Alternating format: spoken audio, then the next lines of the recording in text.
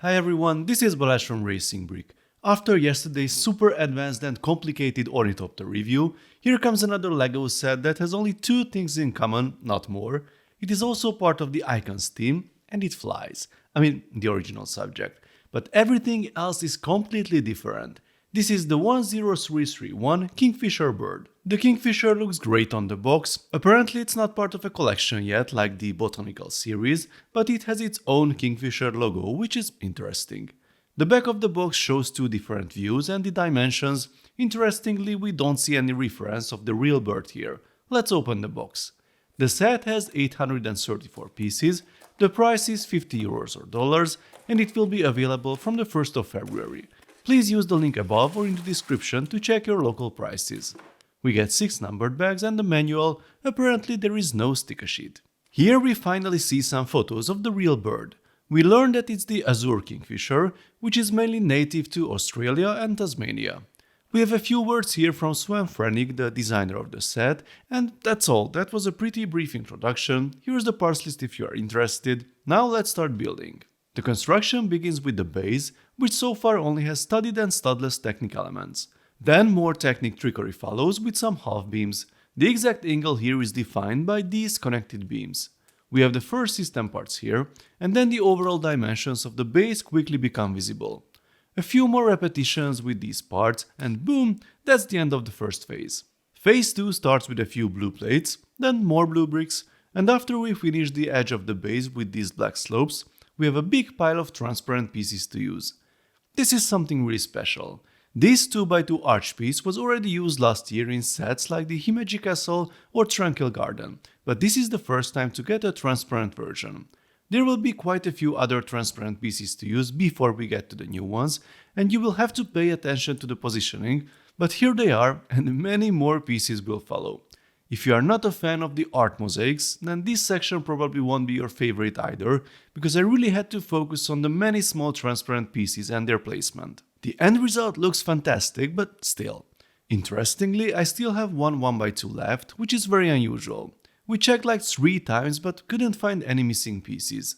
I need to add these tubes. End of phase 2. Phase 3 begins with another interesting Technic structure that expands quickly with a series of tricky connections, but I'm still not sure what I'm actually building here.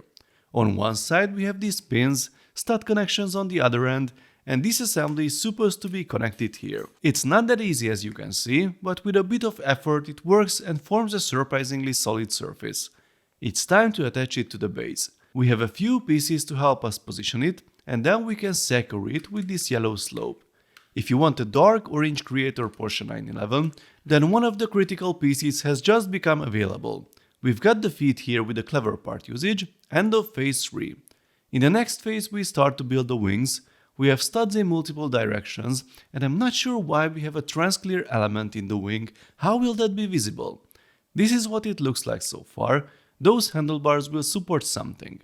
Most of the transparent piece gets covered by this assembly, and the other side also disappears completely. Here are the first brick-built feather assemblies that are attached to the handlebars. The first two were identical, but then they gradually get smaller and smaller. This is how the wing is attached to the body. The wing is completely fixed, unfortunately it cannot be moved. These pieces will cover the gap, end of phase 4. A few leaves added here, then comes the second wing, the same as the previous one. In the final phase we build the head, which has an interesting internal structure. The upper beak seems to get some internal support by the hook part. The lower part is attached upside down with the hollow studs and those white pins. There is a tricky connection here that wasn't so obvious at first sight in the manual.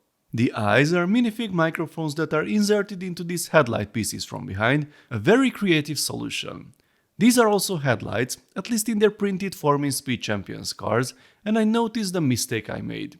I was playing with the hook and beak piece to see if the tip of the hook would push the piece up slightly or not, and I left it in an incorrect position. Now it's better and the top of the head can be covered. A Technic cross axle comes here as a support, then a few more pieces, and the head can be attached to the body.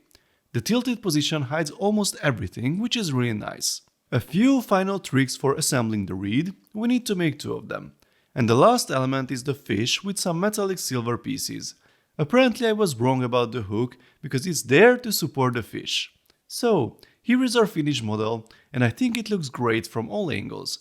It's not too big, in fact I think it's slightly bigger than the real bird, but it has lots of nice details. This is actually the first animal in the icons theme after many different flowers in the botanical series. We thought it would get its own sub-theme, but apparently that's not the case yet. According to the designer, this is like a test release to see people's reaction. If they like it, more will probably follow. So, why the kingfisher? It's a recognizable and colorful bird that is probably known all over the world, even in places where it's not native. This is one of the most common poses captured when it jumps out of the water with the fish it has just caught. As Sven said, the biggest challenge was to find the right balance for the model, and I have to say that he did a good job because the end result is quite stable, and it was stable during the build as well. Unfortunately, we can't change the pose, the head and wings are fixed, but this is also related to the balance.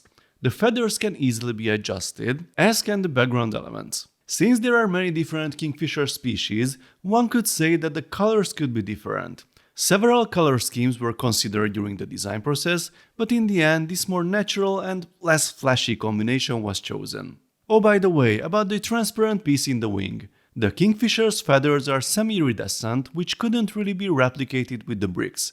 But right here, where the corner of the transparent piece sticks out, we get a similar effect because the blue pieces are visible from the other side. It's a small but nice detail. I also like the splashing effect of the water with the new transparent elements. It wasn't much fun to build, but the end result looks great. The Technic support piece is a little visible but not very noticeable. All in all, the end result looks great, it's a real eye-catcher as a display piece, and with a retail price of €50 or dollars, I think it's pretty reasonable, just like the dried flower centerpiece, and it's even cheaper than the wildflower bouquet. Since this one is already available for around €40 or even less, I would expect the price of the kingfisher to drop to that level soon. It's not a super complicated build, the base is a bit tedious, but the rest has enough interesting techniques to compensate for that, and of course we get a nice display piece in the end, so if you like the look, then I can definitely recommend the set.